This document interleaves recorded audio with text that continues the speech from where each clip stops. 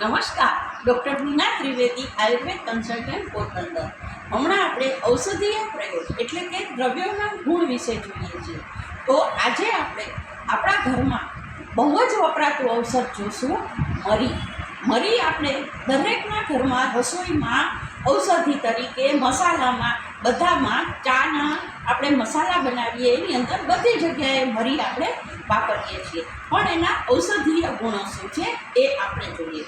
મરી ખાસ કરીને બે પ્રકારના આવે છે, કાળા મરી અને ધોળા મરી। હવે ખાસ કરીને મરીનો ઉપયોગ જ્યારે વાયુથી આપણું અંગ જકડાઈ જાય છે, ત્યારે આપણે એકદમ એની મૂવમેન્ટ નથી થતી, ત્યારે જે મરી હોય એને પાણીની અંદર લસોટી એનું લેપ બનાવી ને એ જગ્યાએ લગાડવાના અને એના ઉપર કેળનું પાંદડું બાંધી દેવાનું અને આપણે એ 2-4 કલાક રાખવાથી આપણે જે અંગ જકડાઈ ગયું હોય એ દૂર થઈ જાય છે।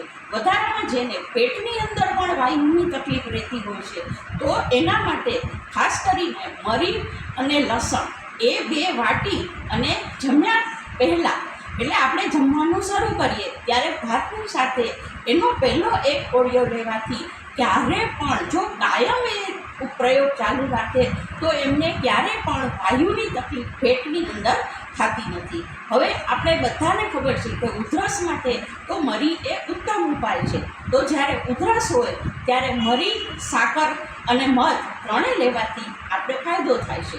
વધારામાં જ્યારે અવાજ બેસી ગયો હોય ત્યારે મરીનો પાવડર છે એને ઘીમાં મિક્સ કરી અને જમ્યા પછી લેવાથી ફાયદો થાય છે।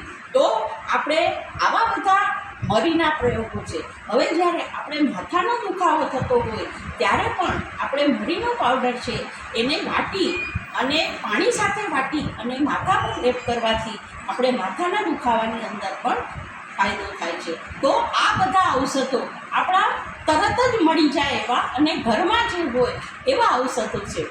તો એનો આપણે પ્રયોગ કરીએ અને સ્વસ્થ રહીએ।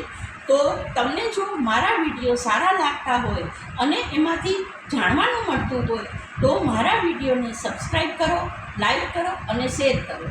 ઉપરાંત તમને કોઈ પણ તકલીફ હોય તો તમે નીચેના કોન્ટેક્ટ નંબર ઉપર મારો કોન્ટેક્ટ કરી શકો છો। ધન્યવાદ।